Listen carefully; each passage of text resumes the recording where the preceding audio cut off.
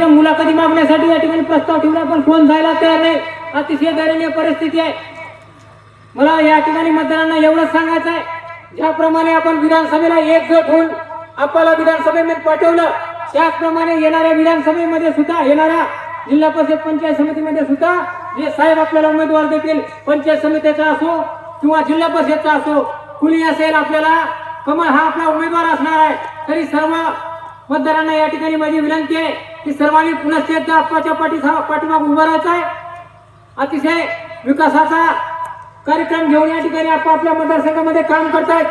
कोणी गावाच्या कोणत्याही नागरिकांना त्या ठिकाणी आपल्या ऑफिसला गेलं, आताच जटाळ काकांनी सांगितल्याप्रमाणे सभागृह असेल, रस्ते असतील, वाडी तांडा वस्तीमध्ये कोणत्याही विकासाचं काम असेल, त्या ठिकाणी आप्पासाहेबांनी या ठिकाणी करत आहेत. पुनश्च एकदा माझ्या मतदारांना विनंती आहे की त्यांनी आप्पासाहेबांच्या पाठीमागे असा आशीर्वाद ठेवावा. एवढंच बोलतो आणि थांबतो. जय हिंद, जय महाराष्ट्र.